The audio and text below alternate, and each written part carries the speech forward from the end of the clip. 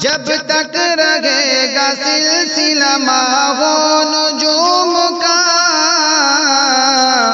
ڈنکا بجے گا چار سدار العلوم کا۔ الحمدللہ وکفا وسلام علی عبادہ الذین اصطفى، اما بعد، اللہم الہمنی رشدی واعذنی من شر نفسی۔ سامعین، رمضان کا مقدس مہینہ آ چکا ہے۔ یہ مہینہ نیکیاں کمانے اور سعادتیں لوٹنے کا مہینہ ہے۔ اس کا کوئی لمحہ سعادتوں سے خالی نہیں جانا چاہیے، اور مسلمانوں کا ایک بڑا حلقہ اس کی اہمیت کو سمجھتا بھی ہے، مگر کچھ طبیعتیں وہ بھی ہیں جو ان 30 دنوں کو بھی یوں ہی ضائع کر دیتی ہیں، بلکہ نیکی برباد، گناہ لازم۔ یاد رکھنے کی بات یہ ہے کہ جس طرح بعض برائیاں نیکیوں میں بدل جاتی ہیں، جیسا کہ اللہ تعالیٰ نے ارشاد فرمایا، إِلَّا مَن تَابَ وَآمَنَ وَعَمِلَ عَمَلًا صَالِحًا فَأُولَٰئِكَ يُبَدِّلُ اللَّهُ سَيِّئَاتِهِمْ حَسَنَاتٍ وَكَانَ اللَّهُ غَفُورًا رَحِيمًا۔ اسی طرح بعض نیکیاں برائیوں کا روپ دھار لیتی ہیں۔ تراویح کی نیکی بھی انہی نیکیوں میں سے ہے جنہیں غلط طریقے سے حاصل کیا جائے تو گناہوں میں تبدیل ہو جاتی ہیں۔ سامعین، تراویح پڑھنا بہت بڑی فضیلت کا کام ہے، اس پر بڑے ثواب مرتب ہوتے ہیں۔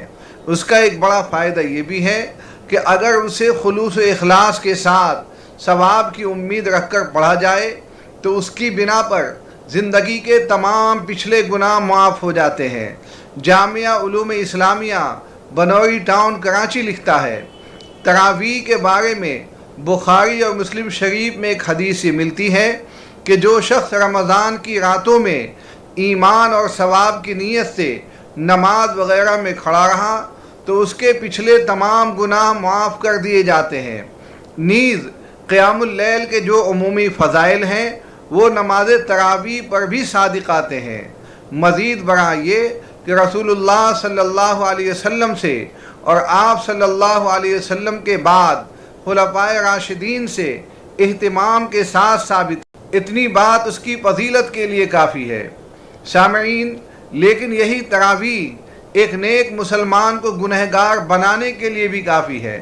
تراویح ایک نیک مسلمان کو گنہگار کیسے بناتی ہے، اس کی شکل ہم آئے دن رمضان میں دیکھتے رہتے ہیں، اور اب تو اس کا رواج اس قدر چل پڑا ہے کہ لوگوں کو حق اور باطل کے درمیان فرق ہی نہیں معلوم ہوتا۔ رمضان آتے ہی تراویح کی نئی نئی اسکیمیں شروع ہو جاتی ہیں۔ کہیں اشتہار لگتا ہے 10 دن کی تراویح، کہیں اعلان ہوتا ہے 6 دن کی تراویح، اور کہیں لکھا ہوا ہوتا ہے 3 دن کی تراویح۔ یہ اعلان کرنے والے عام لوگ نہیں ہوتے، علماء ہوتے ہیں، ائمہ اور واعظین ہوتے ہیں، دین کے رہنما ہوتے ہیں۔ عوام اپنی پسند کی طرف تیزی سے لپکتے ہیں۔ لپکتے کیا، دوڑتے اور اڑتے ہیں۔ وہ سوچتے ہیں کہ کیا ہی بہترین اسکیمیں ہیں، 6 دنوں کی مشقت، پھر سال بھر کی چھٹی۔ ان کے ذہن میں یہی ہوتا ہے کہ قرآن مکمل ہوتے ہی تراویح بھی ختم ہو جاتی ہے۔ جس طرح ان کے ذہن میں یہ ہے کہ جمعہ کی نماز پڑھ لی تو 1 ہفتے کی نماز ادا، اسی طرح 6 دن کی تراویح پڑھ لی تو سال بھر کی جھنجھٹ سے نجات۔ اب آپ ان کے سامنے تقریر کرتے رہیے، دلائل دیتے رہیے، مختلف زاویوں سے سمجھاتے رہیے، وہ آنے کے نہیں، الا ماشاء اللہ۔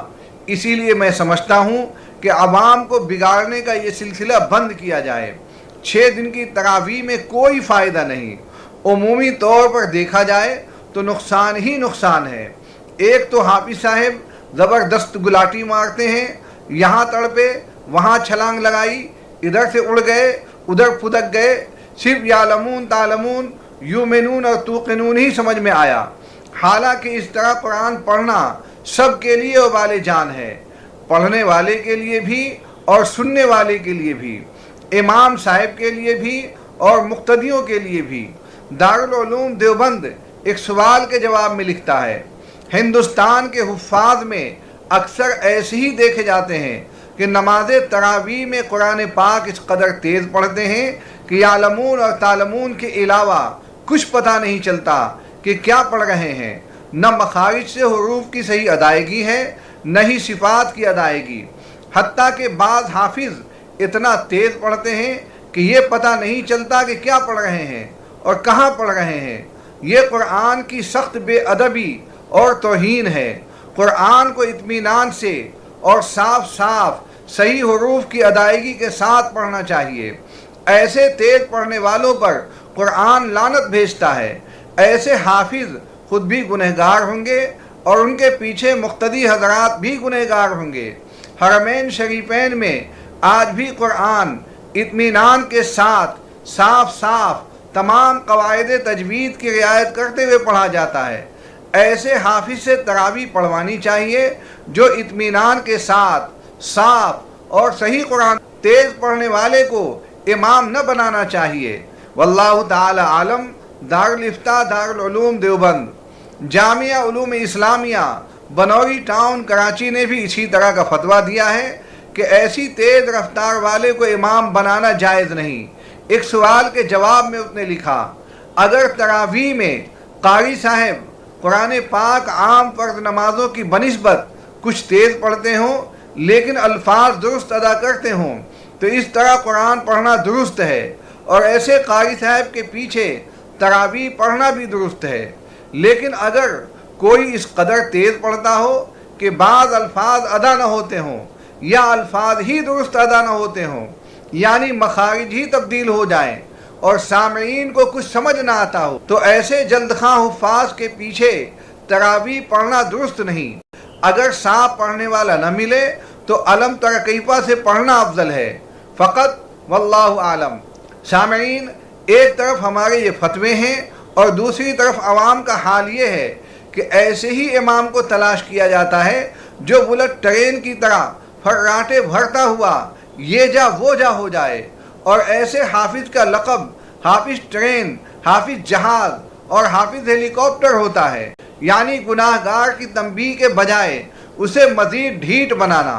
سامعین، 6 دن کی تراویح کا دوسرا نقصان یہ ہے کہ مقتدیوں کی بڑی تعداد مکمل قرآن نہیں سنتی، بلکہ ہوتا یہ ہے کہ امام صاحب پہلی رکعت کا رکوع جب تک نہیں کرتے لوگ ایک دوسرے سے باتیں کرتے رہتے ہیں، ادھر ادھر کی گفتگو میں ٹائم پاس کرتے ہیں، کوئی موبائل پر گیم میں لگ جاتا ہے، کوئی ویڈیو چلانے لگ جاتا ہے، کوئی گوگل سرچنگ میں مصروف ہوتا ہے، اور امام صاحب جیسے ہی رکوع میں پہنچے مقتدی شیطان کی چال چل کر رکوع میں مل جاتے ہیں۔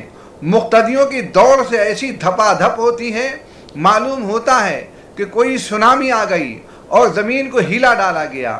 عجیب ڈراؤنی اور مدہوش کن آواز فضا میں بلند ہو جاتی ہے، گویا 6 دن کی تراویح والے پورا قرآن نہیں سنتے، صرف آدھا ہی سن پاتے ہیں، وہ بھی امام صاحب کی فل اسپیڈ اور ڈینجر تلاوت کے ساتھ۔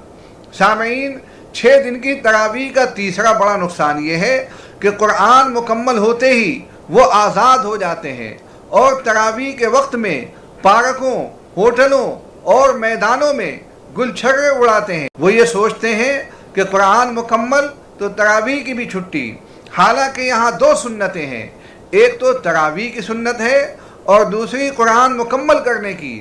قرآن مکمل ہو جانے کے بعد بھی تراویح کا سلسلہ رہتا ہے اور 29ویں یا 30ویں رات تک مسلسل چلتا ہے۔ 6 دن کی تراویح کے ان 3 بڑے نقصانات کی بنا پر سد ذرائع کے لیے اس کے ناجائز ہونے میں شک نہیں۔ یہ طریقہ ہمارے خیر القرون سے ثابت نہیں۔ عوام کو جس قدر سہولت دیں گے ان کی دین بیزاری اتنی ہی شدت سے بڑھے گی۔ اس موقع پر جی چاہتا ہے کہ دارالعلوم دیوبند کا یہ فتویٰ سنا دیا جائے، سوال اور جواب دونوں۔ میرا سوال یہ ہے کہ کیا 6 دن کی تراویح پڑھ سکتے ہیں یا پڑھا سکتے ہیں؟ جواب، بسم اللہ الرحمن الرحیم۔ 6 روز کی تراویح میں اگر صحیح پڑھنے کا اہتمام کیا جائے کہ حروف نہ کٹیں، قواعد تجوید کی رعایت ملحوظ رہے تو پڑھنے اور سننے کی گنجائش ہے، اور اگر اس طرح تیز رفتاری سے پڑھا جائے کہ لحن جلی کی نوبت آتی ہو تو جائز نہیں۔ واللہ تعالی عالم۔ دارالفتاء دارالعلوم دیوبند۔ سامعین، جو خرابیاں 6 دن کی تراویح میں ہیں وہی نقصانات 10 दिन की तरावी में भी हैं, इसलिए ये सिलसिला भी फौरी तौर पर रोक दिया जाना चाहिए। दारुल उलूम देवबंद एक सवाल के जवाब में लिखता है, फुक़हा ने फरमाया तरावी की नमाज में एक कुरान ख़त्म करना सुन्नत है, 2 ख़त्म करना फजीलत है और 3 ख़त्म करना अफजल है। और तरावी में 3 ख़त्म की सूरत यह है कि हर अशरा में एक कुरान ख़त्म किया जाए, इसलिए 3 ख़त्म की नीयत से हर अशरा में एक कुरान सुनना या सुनाना अफजल है। और अगर कुछ लोग किसी दीनी या दुनियावी ज़रूरत से सफ़र के पेश नज़र 10 दिन का कुरान सुनाना और सुनना चाहें तो उसमें भी शरन हरज नहीं, बल्कि कम अज़ कम एक ख़त्म की सुन्नत पर अमल करने के लिए 10 दिन का कुरान सुनकर सफ़र वगैरह करना बेहतर है।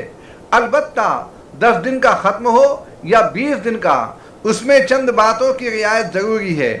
अलिफ, 10 दिन के ख़त्म में भी इमाम तरावी को कुरान करीम के हुरूफ की सही अदायगी और तजवीद के ज़रूरी कवायद के साथ पढ़े। आजकल बाद हुफ़ाज़ अवाम की खुशनुदी के लिए या अवाम के कहने पर बहुत तेज़ कुरान पढ़ते हैं, जिसकी बिना पर हुरूफ कट जाते हैं और तजवीद के ज़रूरी कवायद की भी रियायत नहीं होती। ऐसा हरगिज़ नहीं करना चाहिए, वरना सवाब के बजाय गुनाह का अंदेशा होगा। बाद अवाम ये समझते हैं कि तरावी में असल ख़त्म कुरान है, इसलिए वो 10 दिन या 20 दिन का ख़त्म सुनकर माँ बकिया रमज़ान की तरावी नहीं पढ़ते, जबकि तरावी की नमाज मुस्तकिल सुन्नत है और तरावी में एक ख़त्म कुरान का सुनना या पढ़ना अलग सुन्नत है। 10 दिन के ख़त्म में सिर्फ एक सुन्नत अदा हुई, दूसरी सुन्नत अदा, इसलिए 10 दिन का ख़त्म सुनने वालों को चाहिए कि वो ख़त्म कुरान के बाद भी तरावी की नमाज आखिर रमज़ान तक जारी रखें, बंद न करें। जीम, 10 दिन का ख़त्म आम तौर पर मस्जिद में नहीं होता, बल्कि मकान, दुकान या हॉल वगैरह में होता है, जबकि फ़राइज़ की तरह तरावी में भी अफजल मस्जिद की जमात है। इसलिए दुकान, मकान वगैरह में जो 10 दिन की तरावी की नमाज होती है, उसमें सिर्फ वो हजरात शरीक हों जो 10 दिन के बाद सफ़र का इरादा रखते हैं, जमात में जाना चाहते हैं या ज़्यादा से ज़्यादा कुरान सुनना सुनाना चाहते हैं। बाकी दीगर हजरात को मस्जिद ही की तरावी में शिरकत करनी चाहिए। दाल, 10 दिन की तरावी में आम तौर पर नौजवान तबका हर शुबह की पहली रकत में रुकू तक बैठा बातें करता रहता है या सिर्फ बैठा रहता है, जिसकी वजह से उनका कुरान मुकम्मल नहीं होता और उनकी वजह से इमाम और सामईन की नमाजों में भी खलल होता है। और ये आम तौर पर वो लोग होते हैं जो 10 दिन की तरावी पढ़कर माँ बकिया रमज़ान की तरावी बिल्कुल नहीं पढ़ते।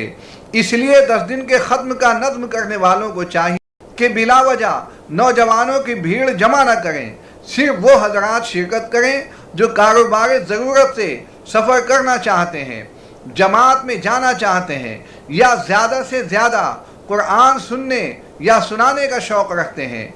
हाँ, मस्जिद के अलावा मकान, दुकान वगैरह में तरावी पढ़ने वाले बाज़ हजरात तरावी से जल्द अज जल्द फारिग होने की फ़िक्र में मकान, दुकान वगैरह ही में इशा की फ़र्ज़ नमाज भी पढ़ लेते हैं।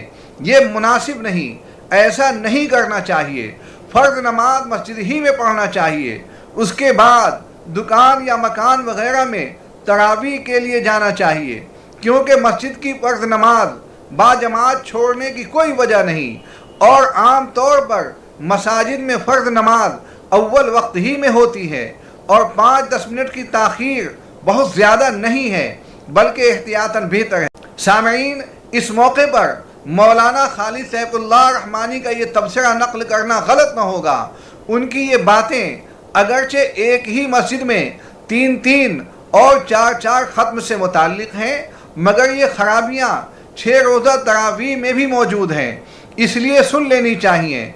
मौलाना रहमानी साहब लिखते हैं, उससे कई मज़र्रतें और नुकसानात हैं। सबसे बड़ा नुकसान तो ये है कि एक ख़त्म के बाद बहुत से लोग तरावी की नमाज ही नहीं पढ़ते, हालांकि वो पूरे माह मसनून है और बिलखुसूस اہل تجارت اور کاروباریوں کے یہاں تو یہ عام بات ہو گئی ہے کہ ایک ختم ایک ہفتے میں کر لیا اور اس کے بعد تراویح ہی چھوڑ دی، دوسرے اس سے قرآن کی بے حرمتی ہوتی ہے۔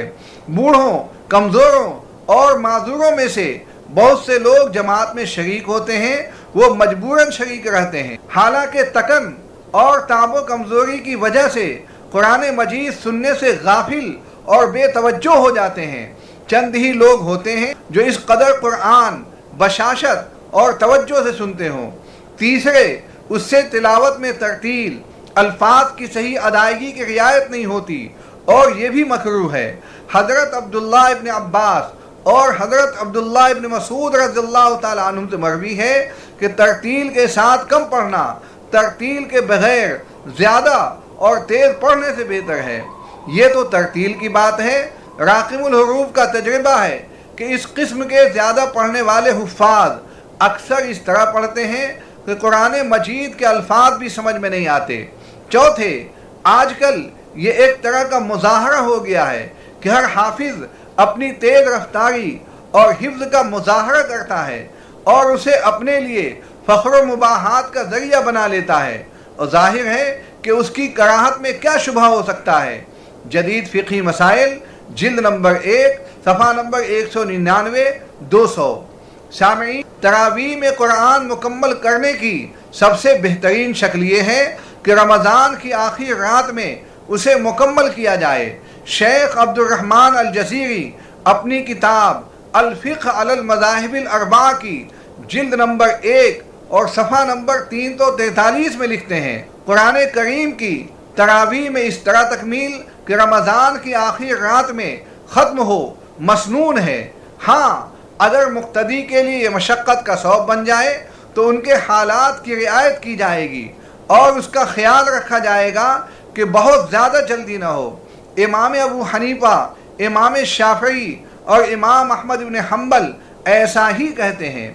سامعین، ممبئی اور دوسرے شہروں میں اب 27ویں رات کو قرآن مکمل کرنے کا معمول بنا لیا گیا ہے تاکہ 6 دن اور 10 دن والی تراویح کے نقصانات سے بچا جا سکے۔